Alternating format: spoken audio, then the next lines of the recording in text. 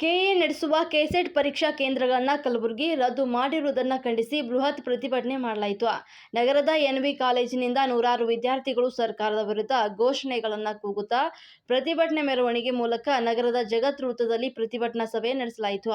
ಸಭೆಯನ್ನು ಉದ್ದೇಶಿಸಿ ಎಬಿವಿಪಿ ರಾಜ್ಯ ಕಾರ್ಯದರ್ಶಿ ಸಚಿನ್ ಕುಳಗೇರಿ ಮಾತನಾಡಿ, ಸರ್ಕಾರ ಪರೀಕ್ಷಾ ಅಕ್ರಮಗಳನ್ನು ತಡೆಗಟ್ಟುವುದನ್ನು ಬಿಟ್ಟು ಪರೀಕ್ಷಾ ಕೇಂದ್ರವನ್ನೇ ಬದಲಾವಣೆ ಮಾಡಿರುವುದು ಇದೊಂದು ಅಸಮರ್ಥ ರಾಜ್ಯ ಸರ್ಕಾರ, ಅಸಮರ್ಥ ಮುಖ್ಯಮಂತ್ರಿ, ಅಸಮರ್ಥ ಉಸ್ತುವಾರಿ ಸಚಿವ ಅಂತ ಹೇಳಿದರು.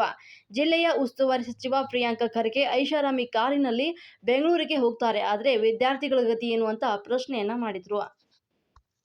ಈ ಕಾರ್ಯಕ್ರಮದ ಸಹಪ್ರಾಯೋಜಕರು ಕಲಬುರಗಿ ಫ್ಯಾಮಿಲಿ ರೆಸ್ಟೋರೆಂಟ್. ರುಚಿಯಾದ ಊಟ ಸೇವಿಸಲು ಒಮ್ಮೆ ಭೇಟಿ ನೀಡಿ.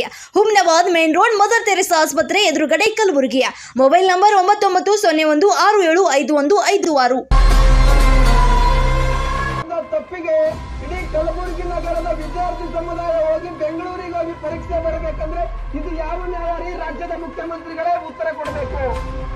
ಇಲ್ಲಿರ್ತಕ್ಕಂಥ ಉಸ್ತುವಾರಿ ಮಂತ್ರಿ ಪ್ರಿಯಾಂಕ ಖರ್ಗೆ ಅವರೇ, ನಿಮ್ಮ ಗಮನಕ್ಕಿರಬೇಕು. ನೀವು ಬೆಂಗಳೂರಿಗೆ ಹೋಗ್ಬೇಕಾದ್ರೆ ನಿಮ್ಗೆ ಇನೋವಾ ಕಾರ್ ಇರುತ್ತೆ, ನಿಮಗೆ ಹೋಗಿ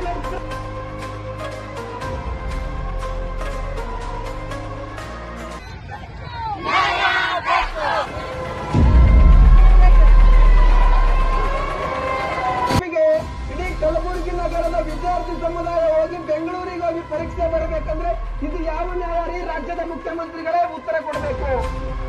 ಇಲ್ಲಿರ್ತಕ್ಕಂಥ ಉಸ್ತುವಾರಿ ಮಂತ್ರಿ ಪ್ರಿಯಾಂಕ ಖರ್ಗೆ ಅವರೇ, ನಿಮ್ಮ ಗಮನಕ್ಕಿರಬೇಕು. ನೀವು ಬೆಂಗಳೂರಿಗೆ ಹೋಗ್ಬೇಕಾದ್ರೆ ನಿಮ್ಗೆ ಇನೋವಾ ಕಾರ್ ಇರುತ್ತೆ, ನಿಮಗೆ अगर आपका डेटा लॉस्ट हो गया हो तो परेशानी की बात नहीं है, क्योंकि उस्मान डेटा रिकवरी सर्विसेज आपके साथ है। हार्ड डिस्क, लॉजिकल या physical, pen drive, memory card, DVD repair, ये सारी चीज़ें होती हैं रिकवर उस्मान डेटा रिकवरी के पास। स्क्रीन पर नंबर पर कॉल करें।